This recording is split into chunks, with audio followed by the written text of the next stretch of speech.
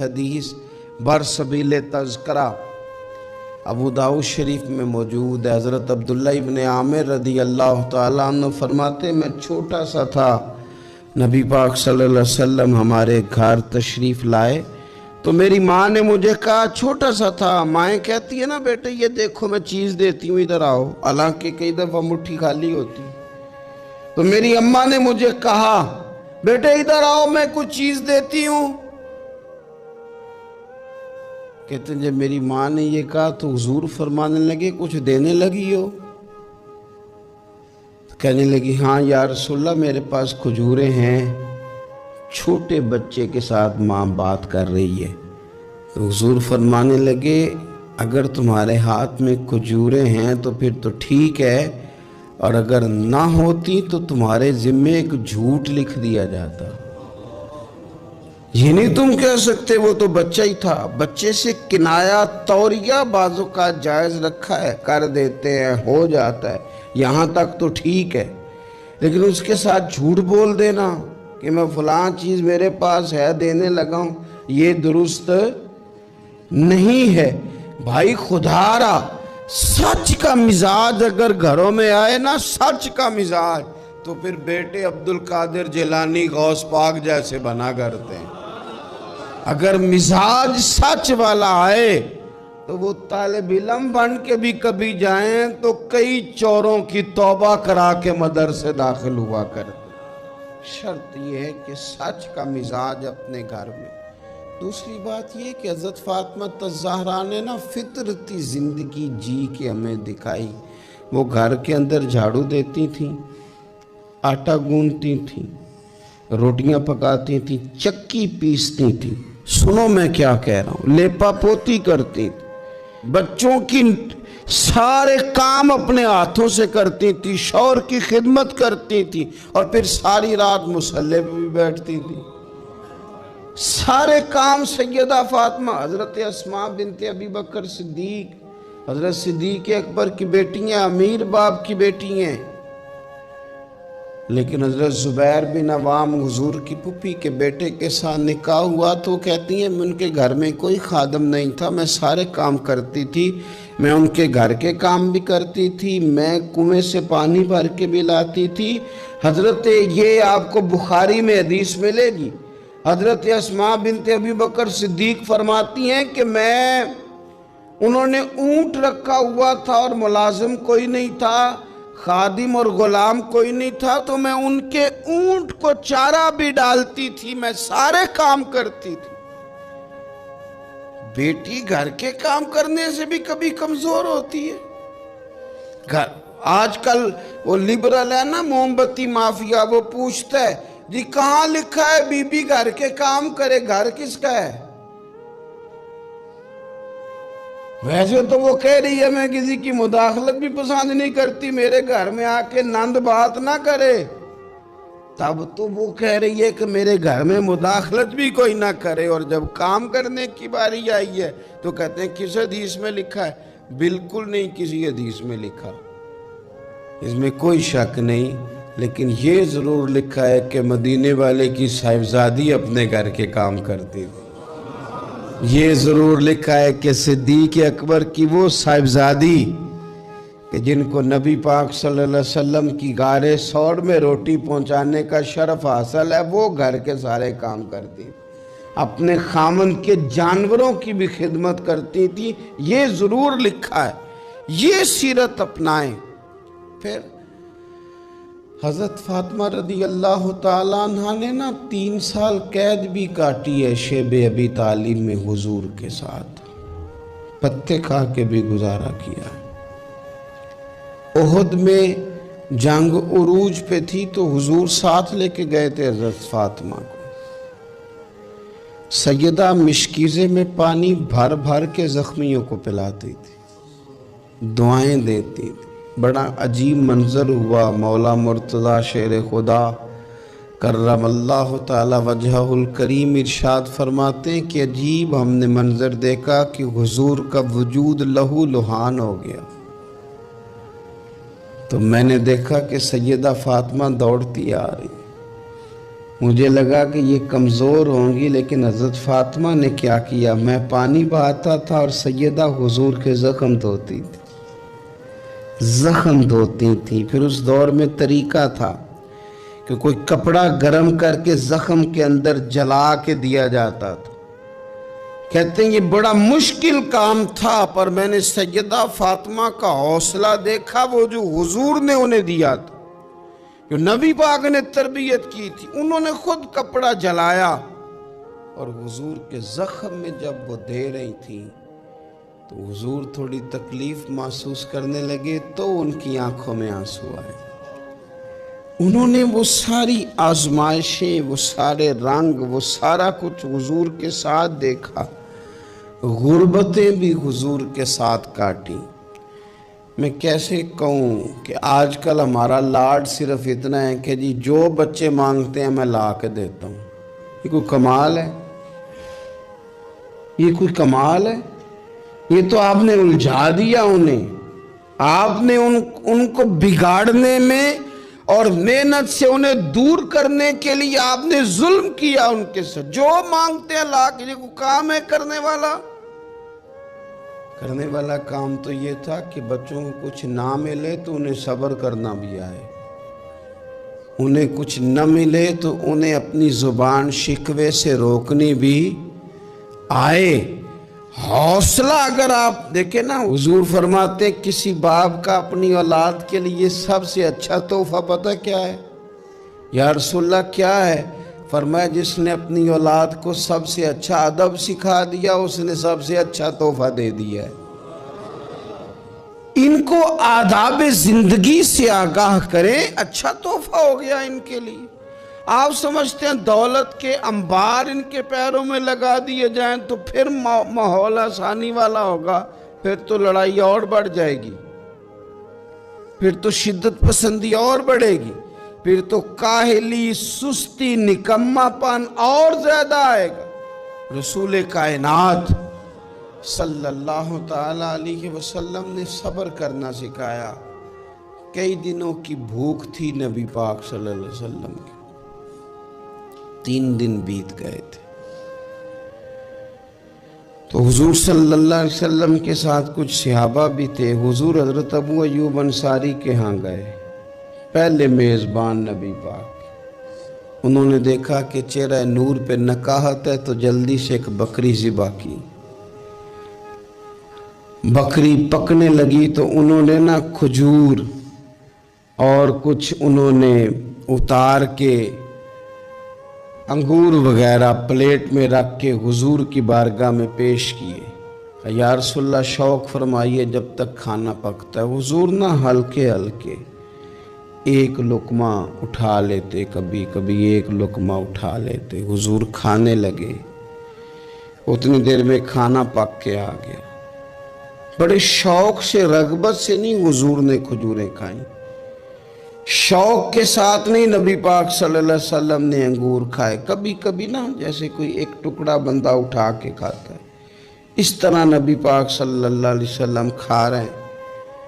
کھانا پک کے آیا تو حضور نے ایک روٹی اٹھائی اور 2-3 بوٹیاں اٹھائیں اور رکھیں، پھر ان کو لپیٹا اور آنکھوں میں آنسو آئے۔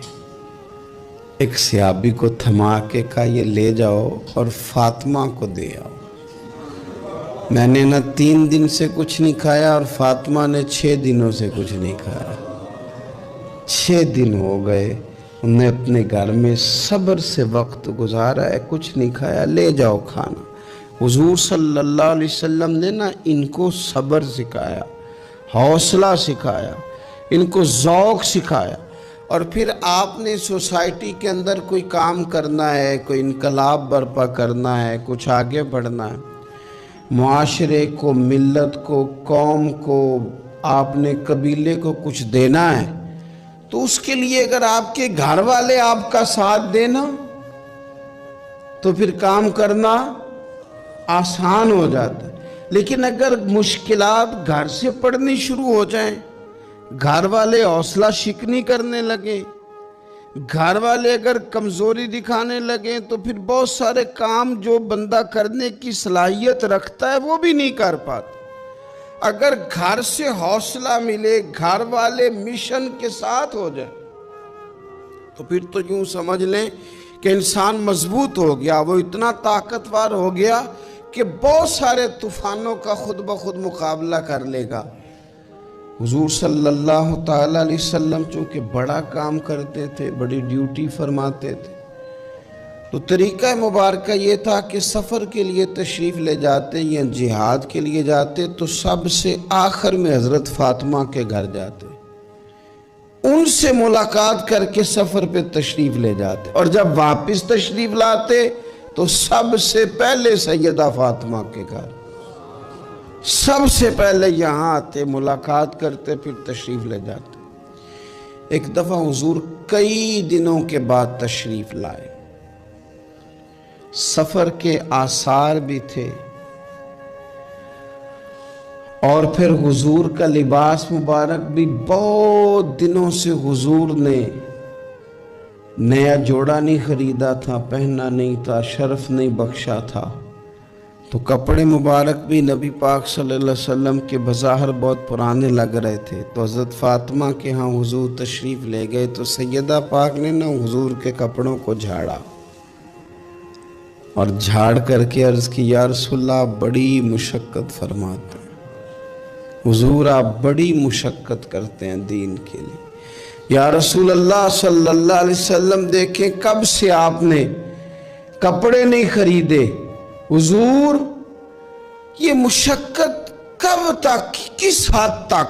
یہ گویا سوال ہے حضرت فاطمہ کا، یا رسول اللہ صلی اللہ علیہ وسلم اتنی مشقت؟ تو حضور نے فرمایا فاطمہ تیرے باپ کی ڈیوٹی ہے، تیرے باپ کی ڈیوٹی ہے کہ ہر دیہات میں، ہر شہر میں دین پہنچانا ہے۔ پھر نبی پاک صلی اللہ علیہ وسلم نے ایک جملہ کہا جو میں نے پہلی دفعہ پڑھا تو بتاتا ہے کہ مشن کتنا بڑا ہے۔ نبی پاک صلی اللہ علیہ وسلم نے فرمایا فاطمہ جہاں تک رات پہنچتی ہے نا، وہاں تک ہم نے اللہ کا دین بھی پہنچانا ہے۔ جہاں تک رات آتی ہے نا، جہاں جہاں رات پہنچتی ہے وہاں تک رسول کریم کا دین بھی پہنچے گا۔ حضور صلی اللہ تعالی علیہ وسلم نے یہ انداز حضرت فاطمہ کو سکھایا کہ جہاں جہاں رات پہنچتی وہاں وہاں دین بھی پہنچے گا، وہاں وہاں یہ دین پہنچ کر کے رہے گا۔ اب آپ اندازہ فرمائیے اتنا بڑا مشن تھا، اور اس میں سیدہ فاطمہ الزہرا رضی اللہ تعالیٰ عنہ ساتھ حضور کے وقت گزارتی ہیں، ساتھ رہتی، بہت زیادہ آسودگی والی زندگی نہیں، لیکن اس کے باوجود بہت زیادہ پردے کا اہتمام۔ با پردہ عورت کون ہوتی ہے؟ جو برقع پہنے اور سارا گھوم کے واپس آ جائے۔ برقع اس نے پہنے، نقاب اس نے کر لیا، اب جہاں دل کرے جائے، نہیں، یہ بھی با پردہ ہے، اس پر بھی کوئی الزام نہیں، لیکن جو اصل با پردہ عورت ہے وہ کون ہے؟ جو گھر سے صرف ضرورت کے لیے نکلے، صرف مجبوری کے لیے گھر سے باہر جائے، ورنہ اپنے گھر سے وہ عورت با پردہ ہے۔ ایک دن نبی پاک صلی اللہ تعالی علیہ وسلم نے صحابہ سے پوچھا نا، بتاؤ مجھے دنیا میں سب سے بہترین عورت کون ہوتی ہے؟ لوگوں کا اپنا اپنا رویہ ہوتا ہے، کچھ کا خیال تھا کہ جو قرآن پاک کی حافظہ ہو، کچھ کا خیال تھا عالمہ فاضلہ ہو، کچھ کا خیال تھا کہ بچوں کی تربیت ٹھیک کرنے والی ہو، دین جس نے بچوں کو سکھایا وہ بہتر ہے۔ سب اپنے اپنے انداز میں بات کرتے، لیکن حضور نے فرمایا تم نے میری مراد کو پہنچے۔ حضرت مولا علی شیر خدا فرماتے میں پیچھے بیٹھا تھا، ذرا میں نے گردن جھکائی اور چھپ کے نہ، ویسے بھی قد مبارک بظاہر تھوڑا چھوٹا تھا حضرت علی کا، کہتے میں نکل گیا، حضرت فاطمہ کا حجرہ ساتھ ہی تھا، جا کے میں نے کہا فاطمہ حضور نے سوال پوچھا ہے، اب میں کس طرح یہ بات کروں کہ مولا علی شیر خدا کا علم؟ حضور نے فرمایا کہ میں علم کا شہر ہوں تو علی دروازے ہیں، تو اگر حضرت علی بھی کسی سے مسئلہ پوچھنے جائیں تو پھر بتاؤ نا کہ سیدہ فاطمہ کا علم کتنا شاندار ہوگا، ان کے علم کا کیا مرتبہ اور مقام ہے کہ حضرت فاطمہ سے پوچھا جا کے، کہا فاطمہ آج نہ حضور نے سوال پوچھا ہے تو سب صحابہ محو حیرت ہیں۔ حضور نے پوچھا بہترین عورت کون ہوتی ہے، تو کسی نے کچھ بتایا، کسی نے کچھ بتایا، بات بن نہیں رہی، آپ ذرا جلدی سے بتائیں۔ تو حضرت فاطمہ کہنے لگی علی بہترین عورت پتہ کون ہوتی ہے؟ یہ آپ نے غور کرنا لفظوں پہ، کہا بہترین عورت وہ ہوتی ہے جسے نہ کبھی غیر مرد نے دیکھا ہو اور نہ کبھی اس نے غیر مرد دیکھا ہو، وہ سب سے بہترین عورت ہے۔ آپ میری بات پہ غور کریں، بس یہ حد ہے، یہ سیدہ فاطمہ کا پیغام ہے، یہ آج کے جمعے کا میسیج ہے۔ فرمایا نہ اس نے غیر مرد دیکھا ہو اور نہ غیر مرد نے اسے دیکھا، بہترین عورت ہے۔ حضرت سیدنا علی المرتضیٰ کہتے ہیں میں چپ کے سے آ کے پھر صفوں میں بیٹھ گیا، بات ابھی جاری تھی، صحابہ بات کر رہے تھے، میں نے ہاتھ کھڑا کیا، میں نے کہا حضور بتاؤں؟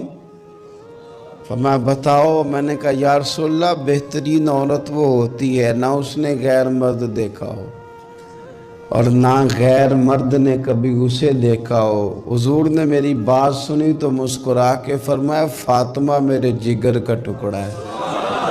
کہا فاطمہ میرے جگر کا ٹکڑا ہے۔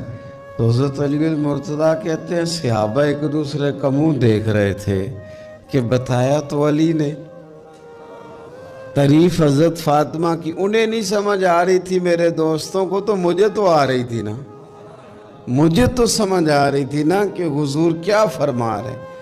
تو سیدہ فاطمہ الزہرا وقت وصال آ گیا، 6 ماہ حضور کے بعد گزارے پر آنکھوں سے آنسو خشک نہیں ہوئے، اور عجیب سیرت نگاروں نے باتیں لکھی ہیں، حضور کی اونٹنی بھی آ کے نا حضور کے بعد حضرت فاطمہ کے دروازے پہ بیٹھی رہتی تھی، حضور کی اونٹنی بھی، وہ جو حضور کے جانور تھے نا وہ بھی سیدہ فاطمہ کے دروازے پہ آ کے بیٹھے رہتے۔ 6 ماہ یوں ہی گزرے، پھر ایک دن حضرت مولا علی شیر خدا کو بلا کے کہا کہ علی بس ایک بات کا خیال رکھنا، جنازہ میرا رات کو اٹھانا، رات کو پردوں میں چھپ کے وقت بتایا ہے، تو اب بھی چاہتی ہوں کہ میرے جنازے کو، میری چارپائی کو بھی غیر محرم نہ دیکھیں۔ اور پھر فرمایا کہ حضرت اسماء کو بلا کے کہا کہ میرا جنازہ رات کو اٹھایا جائے اور پردے کا خاص اہتمام کیا جائے۔ تو انہوں نے کہا میں نے حبشہ میں ایک طریقہ دیکھا ہے کہ عورتوں کو جنازوں کو اوپر سے کئی چادروں کے ساتھ ڈھانپ دیا جاتا ہے۔ فرمایا بس وہی میرے ساتھ بھی کرنا۔ رات کو ہی جنازہ اٹھا، تو شاید مدینے میں آج کوئی آنکھ ایسی نہیں تھی جو خشک رہی ہو۔ حضرت عمر جیسے لوگ بھی روئے، حضرت ابوبکر صدیق جیسے لوگوں کی آنکھیں بھر آئیں، سیدنا عثمان غنی رضی اللہ تعالیٰ عنہ بھی ایک کونے میں بیٹھے تھے۔ کئی منٹوں تک سیدہ عائشہ صدیقہ رضی اللہ تعالیٰ عنہ بولی نہیں۔ لوگوں نے کہا ہوا کیا؟ فرمانے لگی آج حضور کی تصویر کی رخصتی کی باری آئی ہے، آج تصویر حضور کی جا رہی ہیں۔ رات کو جنازہ سیدہ فاطمہ نے وصیت کی، جاتے ہوئے بھی غیر محرم کی نظر نہ پڑے۔ امام سیوطی نے حدیث لکھی ہے، میرے نبی پاک نے فرمایا دن ہوگا قیامت کا، اللہ فرشتوں سے فرمائیں گے نظریں جھکا لو، اہل محشر سے کہا جائے گا ذرا اپنی نظریں جھکا۔ یہ اہل محشر کون ہوں گے؟ ولی، غوث، کتب، صلحاء، اتقیاء، علماء، اپنی گردنیں جھکاؤ، نظریں جھکاؤ، کیا ہونے لگا ہے؟ کہا محمد کی بیٹی فاطمہ کی سواری گزرنے لگی۔ یہ موقع حیا کا ہے، سیدہ فاطمہ کی سواری گزرنے لگی ہے۔ یہاں چونکہ انہوں نے پردوں میں وقت گزارا ہے تو صبح قیامت بھی پردوں کے اندر وہ جائیں گی۔ میرے اعلیٰ حضرت فرماتے ہیں سیدہ زاہدہ طیبہ طاہرہ، اور فرماتے ہیں جان احمد کی راحت پہ لاکھوں سلام۔ جان احمد کی راحت پہ، حضور کی جان کی راحت ہیں سیدہ فاطمہ، جان احمد کی راحت۔ اور پھر فرماتے ہیں آب تطہیر سے جس میں پودے جمے، اس ریاض نجابت پہ لاکھوں سلام۔ وہ تو پاکیزگی کا باب ہے۔ ایک تو یہ کہ خوب عقیدت کا اظہار کریں، دوسرا یہ کہ اپنے بچوں کو حوصلہ مند بنائیں، تیسرا یہ کہ سچ کی عادت ڈالیں، چوتھا یہ کہ صبر کا ان کو سبق دے، پانچواں یہ کہ پردے کی خاص نصیحت فرمائیں، اور اپنے گھروں کے اندر آپ پیار والا ماحول بنائیں، بچوں کے ساتھ احترام والا رشتہ بنائیں۔ حضور سیدہ کے آنے پہ کھڑے ہوتے تھے، اس طرح کا ماحول بنائیں کہ جس سے اپنائیت بڑھے۔ اللہ کے حضور دعا ہے اللہ تعالیٰ ان کے صدقے ہماری اولادوں